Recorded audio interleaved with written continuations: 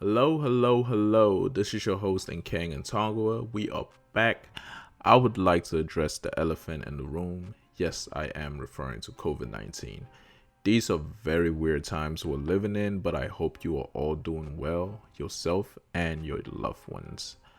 So, today we have a two-part episode with a guest from Sierra Leone that currently resides in Seattle, Washington. Part one focuses more on the caller's childhood, how her and her family came to the States, going back to Sierra Leone for the first time after leaving for so long, and going through the pre college school system in the States. Part two focuses more on the caller overcoming barriers, taking action, and getting on the path she was always destined to follow. It also focuses on her current life in Seattle, Washington, dealing with work, family, and COVID 19. I do believe Seattle, Washington is the area where most COVID cases were first discovered in the United States. So her perspective on that situation is completely different. But please join me in listening to her story. Let's go. Hello? Can you hear me? Yep, yep, I'm still here. Yep, I can hear you. Hi, so welcome to This New World, an open platform for immigrants and current citizens to speak on life and specifically situations that push them to be where they are today. We are joined with a guest. I'm not sure if she would like to disclose her name, but um, I'll let you, provide your introduction. Okay. Hi. My name is. I currently live in Seattle, Washington. I work for Department of Veteran Affairs, government job. Um, Life's been pretty interesting since COVID, and currently working from home, or what people would say teleworking. And so far, I'm just living day by day, trying to adjust to the new system that we have here. Yeah, it's a crazy world we're living in right now, huh? Yeah. So where are you originally from? So I'm originally from Sierra Leone, West Africa. I was born in Freetown. My family, well, actually, let me start off. My dad actually came to the States. I think he came to Texas first, and he went to school there and working three jobs while trying to save money to bring my mom, myself, and my older brother. At the time, there was a civil war that was taking place. It was like the early '90s, and Hmm. Was this around the eventually, time where mhm. I believe it was the Blood Diamonds? Was that around the same time? Yes, correct. It is. It is blood diamonds related. That's what escalated to the civil war, which lasted about 10 years.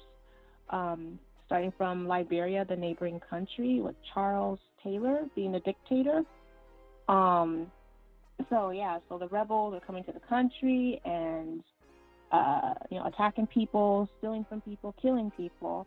Um, it was one of the worst genocides, I guess you can say, um, in African history at that time. Um, but yeah, like my dad, he eventually like managed to get us here in the States. Um, So, quick I think that, question.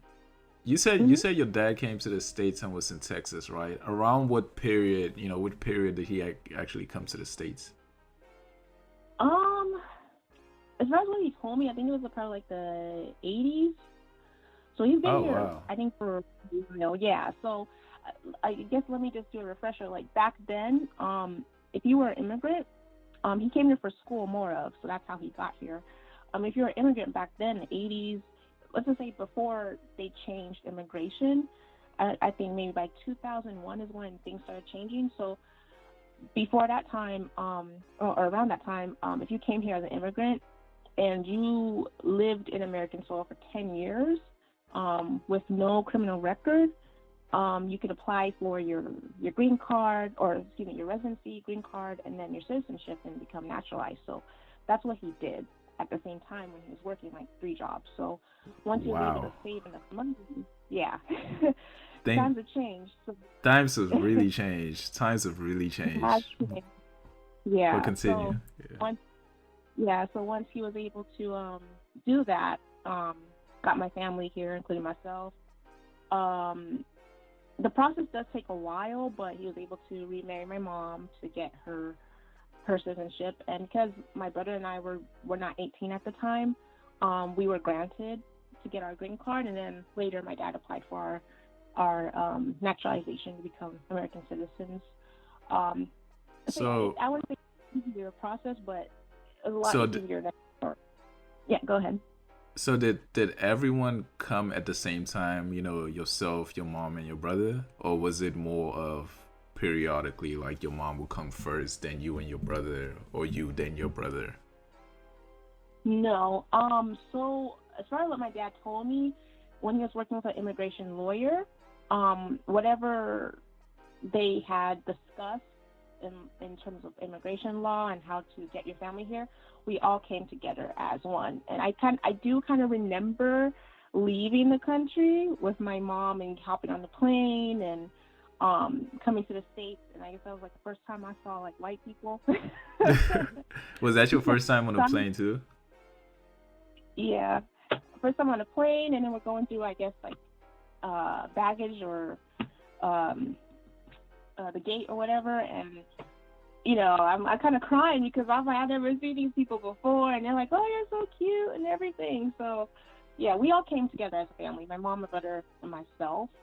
Um, yeah, so he was able to pay for that ticket, pay for the flight, whatever documentation. I guess my mom had to go to an embassy. Family members there back home helped her fill out paperwork and everything, and got her here. And I think it's like you can get some type of visitor visa. I think that's probably what it was.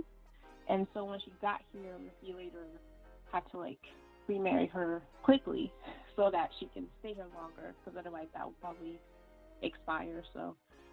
Um, so So that's wait, how we got here.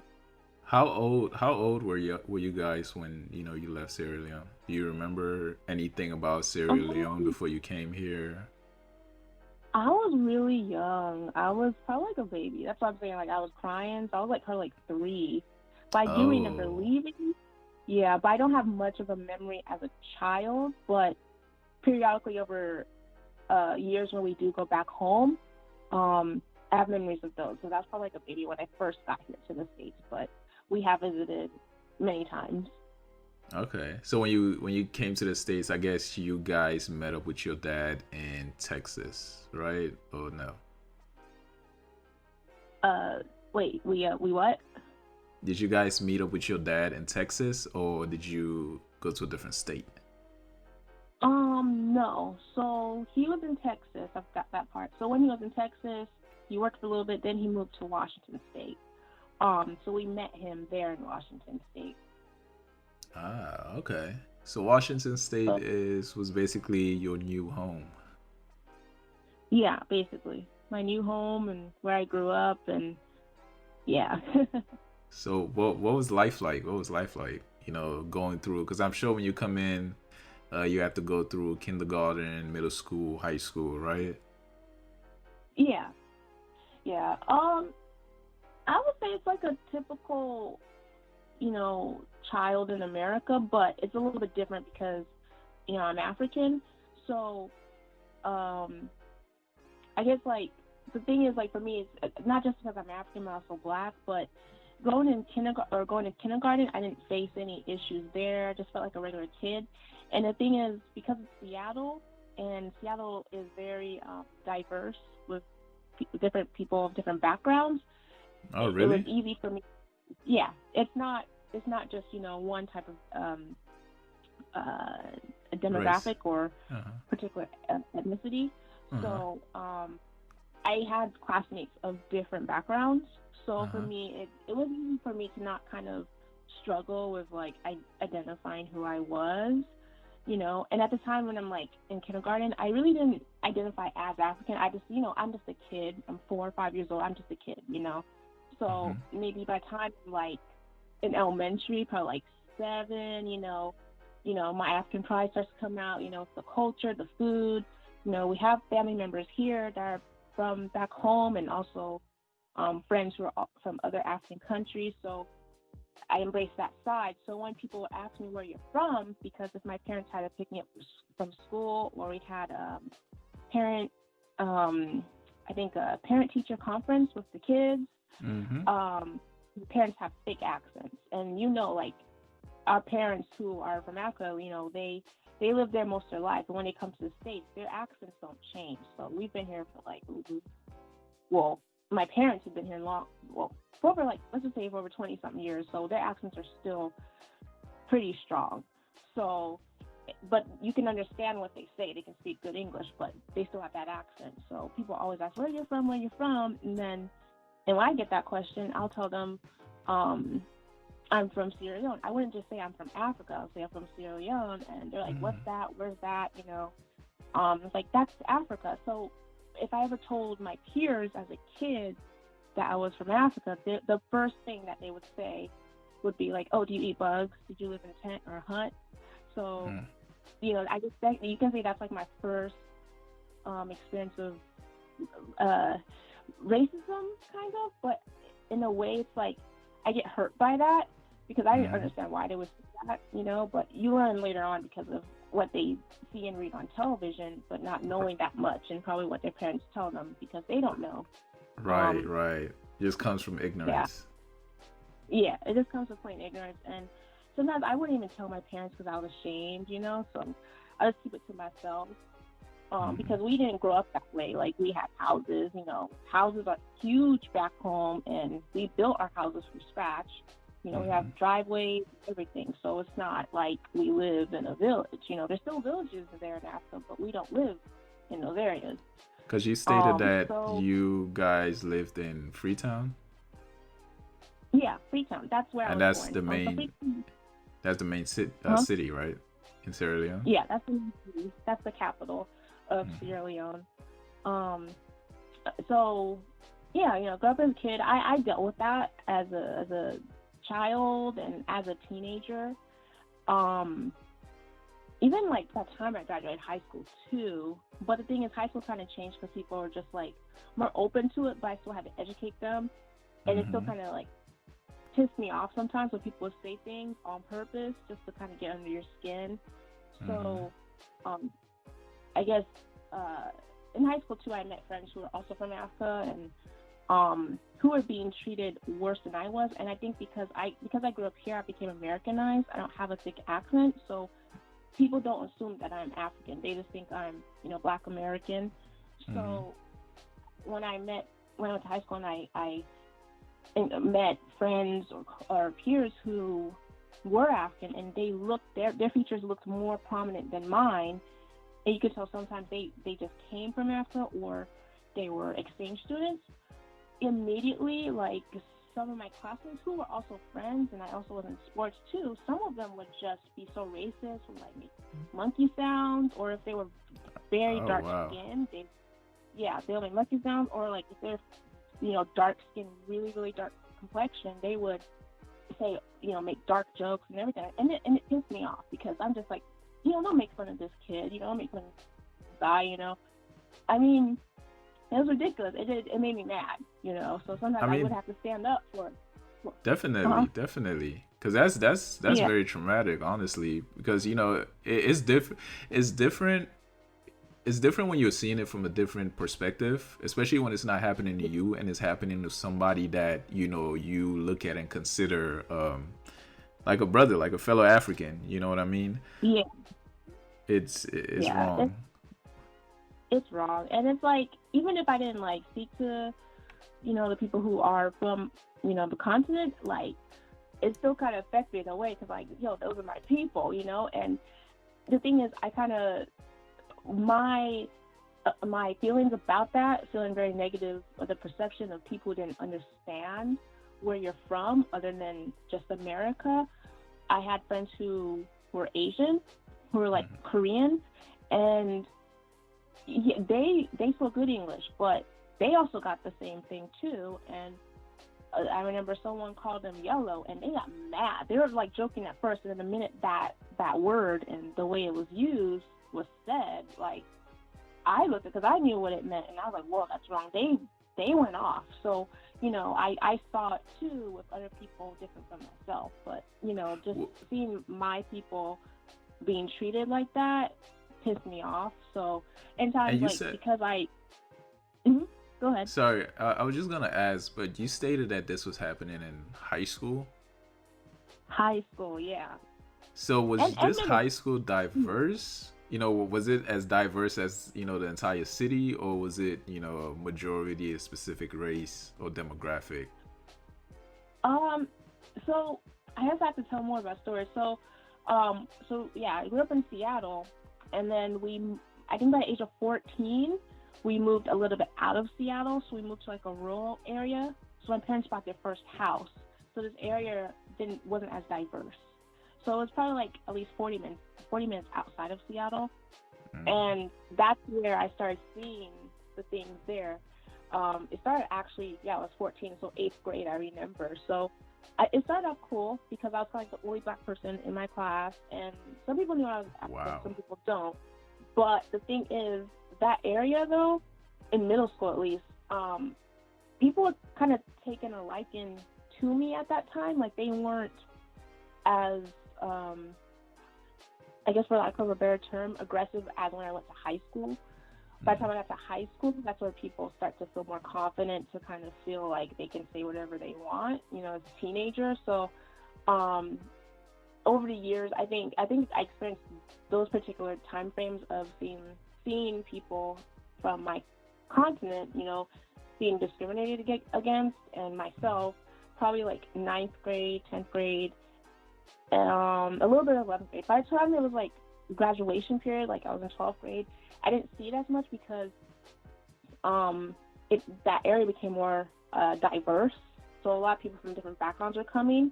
Because like I said, I started seeing more people from Africa, people who were Muslim, Indian, Russian. So they were coming to that school now in that area. So, and though I no longer live in that area, my parents still live in that house. Now, whenever I go back there, I see that so diverse now. Like, there's people, different races and ethnicities. So it's like, it's a good thing. But yeah, high school was just like, I couldn't wait to graduate. Like, I love high school, but there are times where it's just like, the ignorance is just ridiculous, and they have common sense to know what they're saying and, know what they're doing, but they just do it because they feel like it's cool. But yeah, it was ridiculous.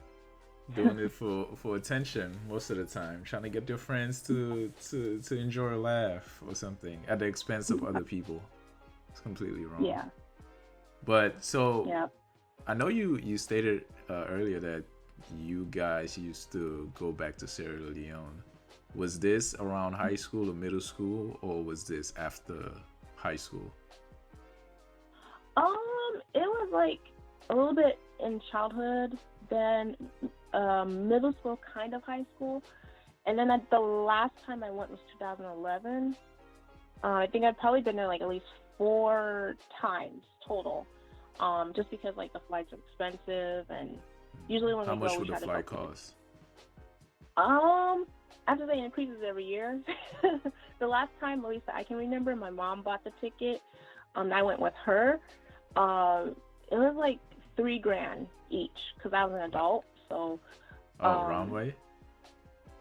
Yeah, round way. So we traveled from Seattle to Chicago, then London, then I forgot what other country in Africa, but then we went to our country. So yeah, it's expensive. So you have to kind of like save up for that, but just for the plane ticket. But once you get there, it's so cheap. So yeah, $20 definitely. Can go a long way. Definitely. So wait, do you remember the first time you finally went back to Sierra Leone? Do you remember what the feeling was like? Yeah, I do. Yeah, that was like my first memory. Seeing like my, having a recollection of my aunties, my grandma, who passed away 2 years ago, and then just seeing our home, our house, the city. I guess what I really missed was like the beach, because it's very hot there. So whenever you go there, it's really cool. Um, the market, the open market, there, I love it there because when we go to the city, the capital city, Freetown, it's like so beautiful. Like the roads, yeah, are totally different from what they are now because now they're like reconstructed everything where they actually look very European like, but Mm-hmm. um, back then it was just like dirt roads and you had different motorbikes, um, Mm-hmm. um, different buses. They're like old, but you know, it was like that city life where it's just like everyone's on a go, walking Mm-hmm. around, um, Mm-hmm. fish markets, clothes, you know. So we'll go and we'll get stuff, and I'd always go with my cousins, sometimes my aunts when I was a kid, and then as I got older and we went a few more times, my mom would just stay at our house, and you know she'll only go out whenever she felt like it to go shopping, but I'll just go out and explore with my cousins. You know, we sometimes go to like a waterfall, try to explore. They'll take me to their school and the universities, and um, there's a lot of memories. Yeah, so I mean, I enjoy it, and I feel like it's just like the best vacation because when we're there, we try to stay there for at least 2.5 weeks, Oh, um, wow. just to get of it. Yeah, because that's a vacation. That's something where it's like you don't want to stay there for a week. You know, stay there for maybe 3 weeks at most. Enjoy it. Enjoy it. Yeah. And it takes you back in life because it's a third world country. You know, growing up here in the States where it's the first world, yeah, it's totally different. There are times where I would think, even when I was a kid, even till now, you know, at least in 2011, there's times I'm like, dang, I want to go back home to the States because I miss the certain, um, you know, necessities I Privilege. have or access to certain things, you know? Yeah. Yeah. Yeah, but then at the same time, I'm thinking, but this life is great. I don't have to work. You know, like everybody here is happy. You know, I'm not like, you know, living by a paycheck. You know, I can use like a wheel to roll around with and play with the kids, play soccer.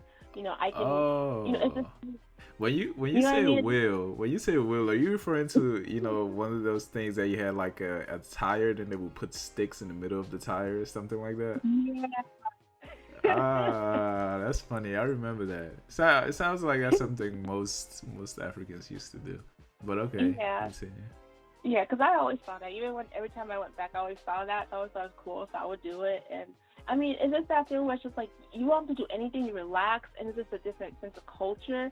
And I can say that every time every time I went back, well, especially in 2011, like going there as an adult, um, a lot of people there, not my family, but just neighbors or just walking in the city or the town, like they look at you and they'll call me white woman because they can tell right away that I didn't grow up there. They can tell just by my demeanor. I don't have to open my mouth for them not to not hear that I don't have the accent. They just can tell that I didn't grow up there.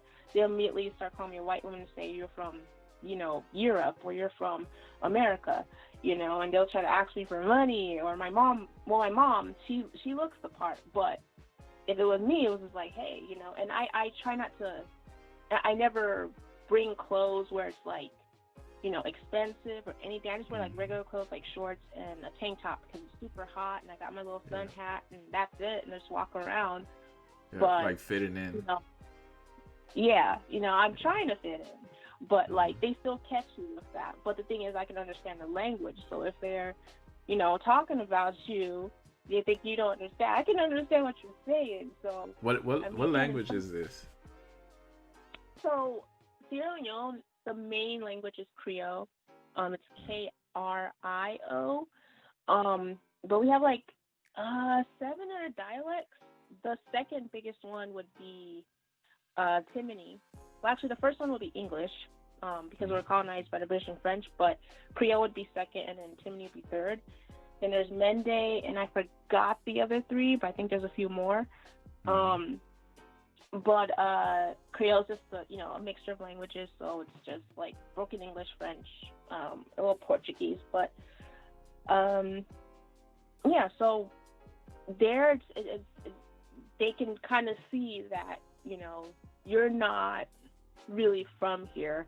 Um, so that's one thing where it's just like, I'm not trying to fit in. I'm just here to relax and enjoy where I'm from. Mm-hmm. But other than that, no one treats you different per se. Like they don't treat you badly. Everyone's welcoming and wants to get to know you. And um, other than that, like I do miss going there and just seeing things. And um, I like going to the museums there to kind of learn like the history, like the Mm-hmm. cotton tree, which is like one of the national monuments there of Mm-hmm. when. The Um, cotton tree.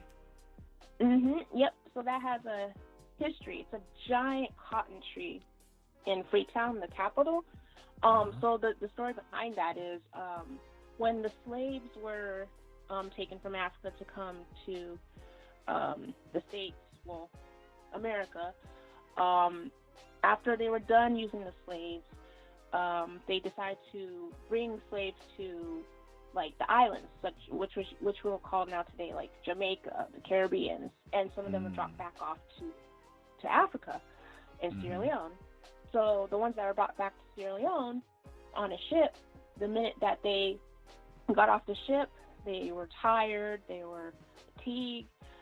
The story is that after they kind of went on land, and the first thing they saw was a cotton tree. And they're like, that's life. Like, I think we're home. So, I mean, they didn't probably know where they were, but um, they just saw something different where it kind of reminded them what home was. The tree that resembled, a place where they used to live before they were Uh, taken away, So uh, that has a historic background of the slaves being set free and mm-hmm. being sent back home. So when they saw the cotton tree, that was the first thing they saw. So that is one huge tree there. It's protected with a gate, kind of like how you see the White House is like protected with a gate. It's kind Mm-hmm. of like that. That thing's huge. So and it's Wow. still growing. There, It's still growing. still growing and still there. Yep. I hope you took pictures in front of that. That would be amazing. I did. I did. Well, when I was there in 2011, I took a lot of pictures. Like when I was a kid, I didn't like take pictures, So, Mm-hmm. but as an adult, I was like, I have to take pictures. Everything's like in photographic memory. But Right. It's like you grow to appreciate the things that you never really looked at as a child. yeah, yeah. Okay. Okay. So you I guess the last time you say you went back was 2011. Okay. So I guess let's go back to high school. So you graduated high school and now you have to go through this phase where you're looking for what you want to do, where you want to go for college. How is that whole process like? Okay. So I guess in high school, sometimes you feel like you know what you want to do, and sometimes you don't. So Mm-hmm. at the same time, I forgot to mention this. I actually did running start in high school, which is when you can take college classes for 2 years. That way, it will deplete your chance of doing 4 years in college, Huh. which I did. Yeah, So so that's why. when did you start doing that? Was this like senior year or when? Yeah, you start in senior year. I think you have to be 16. Well, no, it's not senior year.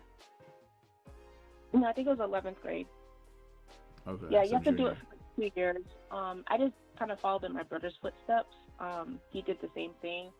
So that's why I was like in Swazu for like 2 years. Um, Mm.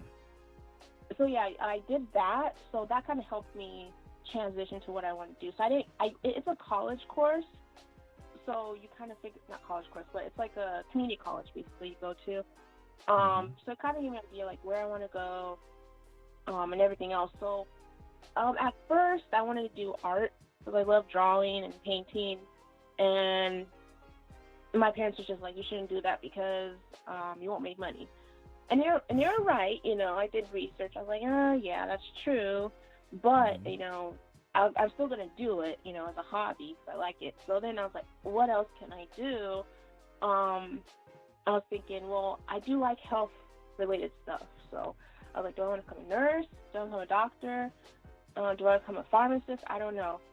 So I decided to get into the prerequisites of like health related stuff. So I was kind of interested in doing nursing for a little Hmm. bit, and so I got like my associates in science, prerequisite for nursing, and Wow, and this I is while really, you were in high school, right?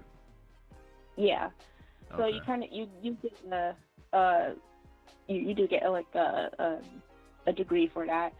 Um, so that was my plan, and then I changed my mind. Nursing is a great job. My mom's a nurse, but the thing is, I don't think, I'm not afraid of blood. I'm not afraid of like looking at diseases or anything like that. But for me, it's just like um, the emotional attachment to a Hmm. patient because my mom would come back and tell her stories of the things she deals with like different patients, and you have to be strong because someone's dying or sick, and you spend like probably a week trying to mend them, and they end up relapsing. It's kind of hard. So I was like, I don't think I'm mentally prepared for that, Yeah, but that could take a because toll on a person. yeah, so because I was still interested in science and health, I was like, okay, maybe I can do pharmacy. So I was looking into it. I was like, okay, this seems interesting, but I was like, I'm terrible at chemistry. That's a lot of like chemistry classes you have to take. So I was like, okay, I don't want to do this. So I spoke to my advisor, who's also my mentor. Um, she said, well, if you try to do something where you don't really want to be like, um, you still want to go in the healthcare field or health field or anything like that. You don't want to be a doctor, nurse, or a pharmacist. There's other professional related um, health careers that correlate with all of those. So she did some digging and found something called public health. um, so What so I is was like, public okay. health exactly? So I want to relate it to what's going on today, but public health basically is health related, health related. Well, basically, public health is just basically professionals and entities coming together to better serve the public regarding to health. So basically, with I guess I have to bring it up with COVID. Um, you have these people who, yes, are doctors, nurses, physicians, all of those people. They're part of public health, and they act like public servants. So they actually go out there. So you have your doctors that are in hospitals, but you have these other people who actually do the data, who do the research, who work with the doctors, who work with the nurses and pharmacists Hmm. in hospitals to make sure that there's good structure and boundary to better assist and help people publicly. So she was basically saying, yeah, you can go into public health, you can go to healthcare administration. So I went to healthcare administration. That's where I got my bachelor's in SWAZU. And I was like, okay, so my first thought was, okay, maybe I will become a healthcare administrator or for a hospital, open my own Wait, clinic or something. so you stated that you got your degree in healthcare administration, right? Correct. How old were you? 23. Okay, so you graduated with that at 23, Mm-hmm. and you stated that you only spent 2 years in a 4-year college. In a way, I did. I didn't want to bring this up, but I did get to go to Canada for a little bit to do Oh, nursing. what do you mean you wouldn't have to bring that up? That's fun. That's amazing. Let's talk about that. You went to Canada. When did you go to Canada? I didn't want to bring it up because I was like, okay. So I'll tell that story. So I did get into nursing school. I did that I think for a year and a half. It was fun. I was in British Columbia. Um, Oh. the thing is, like I said, what I basically said is I couldn't deal with the mental aspect of it. So we did get to do our clinicals and stuff. So I think the first part of our clinicals were, I think they're older patients. So basically like geriatrics. Um, You said so it was theatrics? interesting. Yeah. So basically, um, older adults, like Okay. people in retirement. Yeah. I'm just So we learning got this, but Thank you. Yeah, so I was like, yeah, I don't think it's for me. I don't want to cry in the middle of taking the person's blood pressure. They're telling me their issues. And it's not just Yeah. even the fact of crying, it's just like there's the abuse too that you get from Abuse. patients. Like they can have a bad day, maybe the medicine's too strong, or they're just in pain, so they take it out on you. So Oh. I didn't think I could deal with that. And my mom, she I would tell her. So I was like, what? I don't think I want to do this. I'll come back.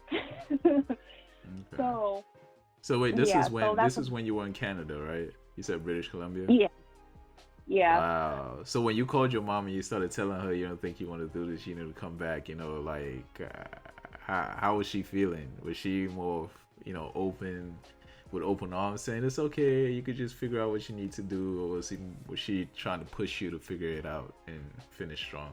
Um, she was kind of like, no, don't do that, because she's like, I got your scrubs and everything. I bought your shoes, your nursing shoes. Don't let that go to Oh, waste. I was yeah. like, but my dad was was supportive. He's like, yeah, I mean, if it's not for you, And the thing is, like, I wouldn't say I really wanted to do nursing. It was more like my parents kind of pushing more of my mom, because like it's I hate to say this, but it's like a cultural thing kind of.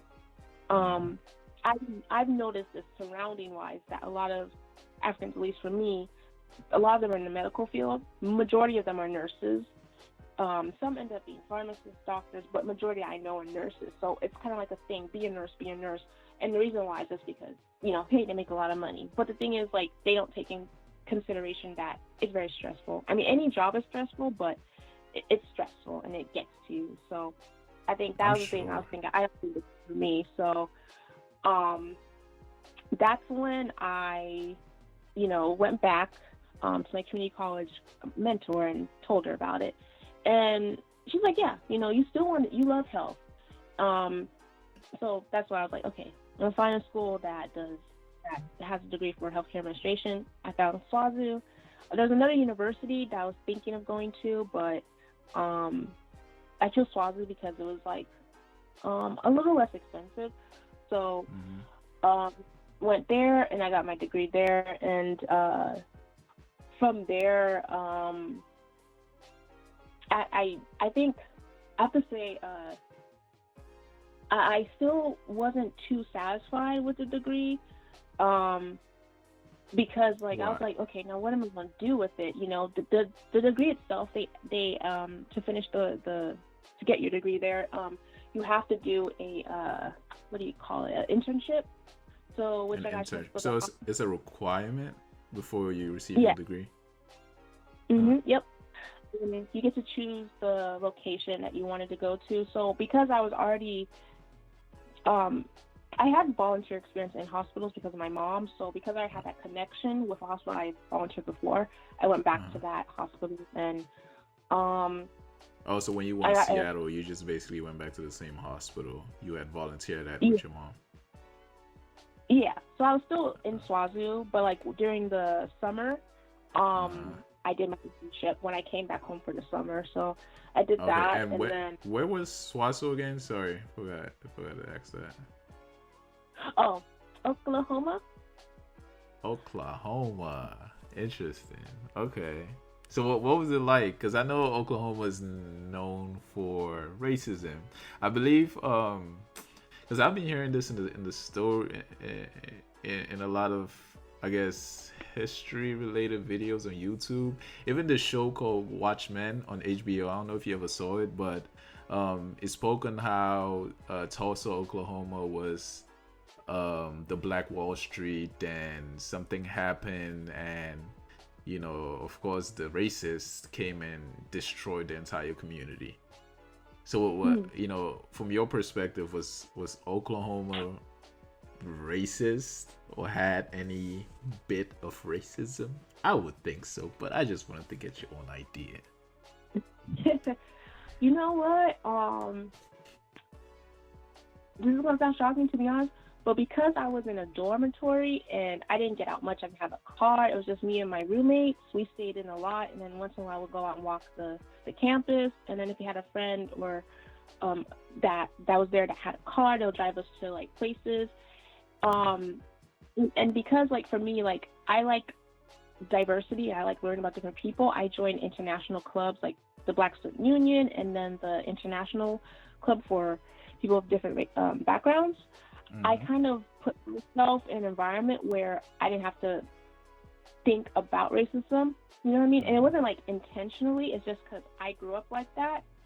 Right. So I have to say that I didn't experience racism there. Even when we went to Walmart and went to other places, I'm pretty sure racism was there, but I just never experienced it. Even when I went to the stores, like, people who were, Caucasian, they were smiling and nice. I mean, maybe that's just a facade, they were doing that, just 'cause I'm a customer, but I Right. didn't get that from them. Um, my one of my roommates, she's a resident there, so I'm pretty sure she dealt with some racism there. And then whenever she invited me for Thanksgiving to her family because I couldn't fly back to go to my family to celebrate Thanksgiving, Uh, she showed me around her town. And I saw people that I felt that looked like they were racist, like they looked like they were rednecks, and like, oh my gosh, I don't want to get near those people. So I think I saw it, but I didn't like experience it where it was like verbal. But I kind of sometimes sensed it or caught a vibe, but I didn't got experience it myself, where it was like an attack on me or something like that. Gotcha. Yeah, that's good. That's good. I mean, even nowadays, I don't think they would, blatantly attack people. Well, I guess it depends on where you are and who you're around, right? But Yeah. that's good though. It sounds like you kept yourself safe and you just put yourself in an environment where you wouldn't have to deal with the negativity per se. You know what I mean? Yeah. Yeah. But, And I try not to think about it because it's like, I mean, I know it's there. Like, I'm not gonna say when I went there, like I did not know it's there, but I know that it was there. mm-hmm, But I try not to think about it, you know, mm-hmm. and mind my own business. But if it ever comes to a point where it's like, they want to kind of integrate you, and not integrate you, but kind of mock you or aggravate you or antagonize you, I Mm-hmm. guess, Mm-hmm. to get a reaction, that's where it's like, I have to kind of think back and see how I'd react. Do I want to ignore it or do I want to respond to it?